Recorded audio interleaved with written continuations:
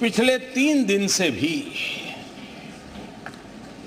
हमारे विपक्ष के साथियों ने जी भर करके डिक्शनरी खोल खोल करके जितने अपशब्द मिलते हैं ले आए, जितने अपशब्दों का उपयोग कर सकते हैं भरपूर, पता नहीं कहां कहां से ले आते हैं। लेकिन अच्छा है, थोड़ा मन का गुबार उनका निकल गया होगा, थोड़ा मन हल्का हुआ होगा, इतने अपशब्द बोल दिए हैं तो। और वैसे तो ये लोग मुझे दिन रात कोसते रहते हैं, उनकी ये फितरत है। और उनके लिए तो सबसे प्रिय नारा क्या है? मोदी तेरी कब्र खुदेगी। मोदी तेरी कब्र खुदेगी, मोदी तेरी कब्र खुदेगी, ये इनकी पसंदीदा नारा है। लेकिन मेरे लिए इनकी ये गालियां, ये अपशब्द, ये अलोकतांत्रिक भाषा, मैं उसका भी टॉनिक बना देता हूं।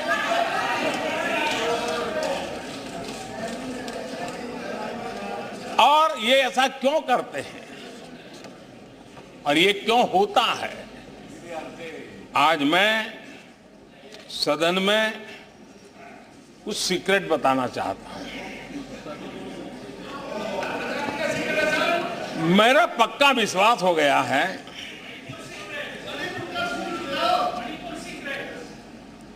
कि विपक्ष के लोगों को एक सीक्रेट वरदान मिला हुआ है। हाँ,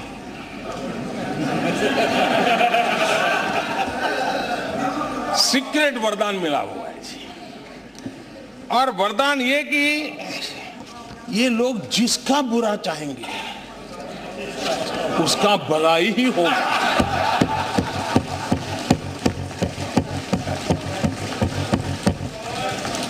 एक उदाहरण तो आप देखिए, मौजूद है। 20 साल हो गए, क्या कुछ नहीं हुआ, क्या कुछ नहीं किया गया, लेकिन भलाई होता गया। तो आपको बड़ा सीक्रेट वरदान है जी। और मैं 3 उदाहरण से ये सीक्रेट वरदान को सिद्ध कर सकता हूं जी। आपको ध्यान होगा कि इन लोगों ने कहा था बैंकिंग सेक्टर के लिए, बैंकिंग सेक्टर डूब जाएगा, बैंकिंग सेक्टर तबाह हो जाएगा, देश खत्म हो जाएगा, देश बर्बाद हो जाएगा, न जाने क्या क्या कहा था। और बड़े बड़े विद्वानों को विदेशों से ले आते थे, उनसे कहलवाते थे ताकि उनकी बात कोई न माने तो शायद उनकी मान ले। हमारे बैंकों की सेहत को लेकर के भांति भांति की निराशा, अफवाह फैलाने का काम इन्होंने पुरजोश किया। और जब इन्होंने बुरा चाहा बैंकों का, तो हुआ क्या? हमारी public sector banks net profit 2 गुने से ज्यादा हो गया। इन लोगों ने फोन बैंकिंग घोटाले की बात, इसके कारण देश को एनपीए के गंभीर संकट में डुबो दिया था। बीते दिनों की बात हो रही है, लेकिन आज जो उन्होंने एनपीए का अंबर लगा के गए थे, उसको भी पार कर करके और एक नई ताकत के साथ निकल चुके हैं। और आज सुबह निर्मला जी ने विस्तार से बताया है कि कितना प्रॉफिट हुआ है। दूसरा उदाहरण, हमारे डिफेंस के हेलीकॉप्टर बनाने वाली सरकारी कंपनी HAL, ये HAL को लेकर के कितनी भली बुरी बातें इन्होंने करी थी। क्या कुछ नहीं कहा गया था HAL के लिए, और इसका दुनिया पे बहुत नुकसान करने वाली भाषा का प्रयोग किया गया था। और HAL तबाह हो गया है, HAL खत्म हो गया है, भारत की डिफेंस इंडस्ट्री खत्म हो चुकी है। ऐसा न जाने क्या क्या कहा गया था HAL के लिए। इतना ही नहीं, जैसे आजकल खेतों में जाकर के वीडियो शूट होता है,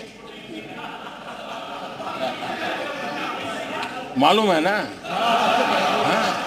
खेतों में जाकर के वीडियो शूट होता है, हाँ।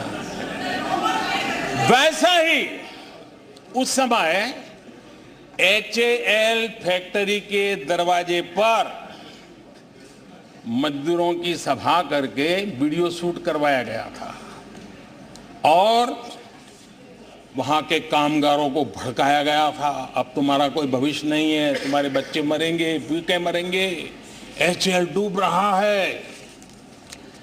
देश की इतनी महत्वपूर्ण इंस्टीट्यूट को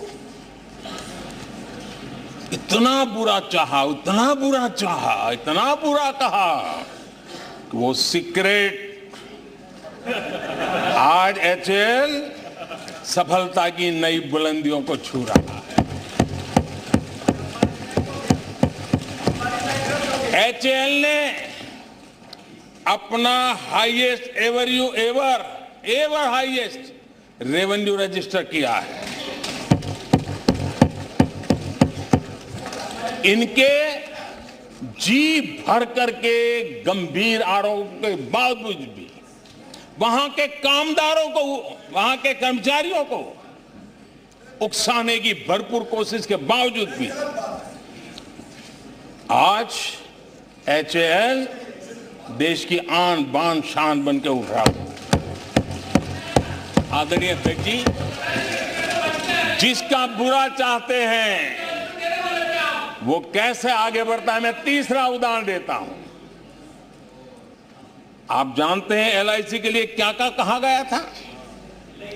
LIC बर्बाद हो गई, गरीबों के पैसे डूब रहे हैं, गरीब कहां जाएगा, बेचारे ने बड़ी मेहनत से LIC में पैसा डाला है।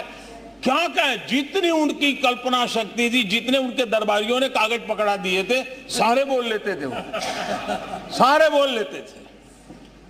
लेकिन आज LIC लगातार मजबूत हो रही है। शेयर मार्केट में रुचि रखने वाले को भी ये गुरु मंत्र है कि जो सरकारी कंपनियों के लोग गाली देना, आप उसमें दांव लगा दीजिए साहब, अच्छा ही होने वाला है।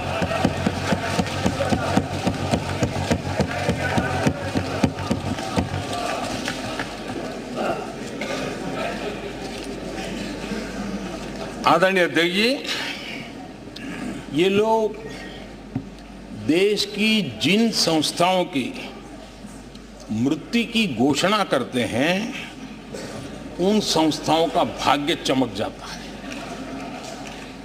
और मुझे विश्वास है कि ये जैसे देश को कोसते हैं, लोकतंत्र को कोसते हैं, मेरा पक्का विश्वास है देश भी मजबूत होने वाला है, लोकतंत्र भी मजबूत होने वाला है, और हम तो होने ही वाले हैं। आदरणीय अध्यक्ष जी, ये वो लोग हैं जिन्हें देश के सामर्थ्य पर विश्वास नहीं। इन लोगों को देश के परिश्रम पर विश्वास नहीं है, देश के पराक्रम पर विश्वास नहीं है। कुछ दिन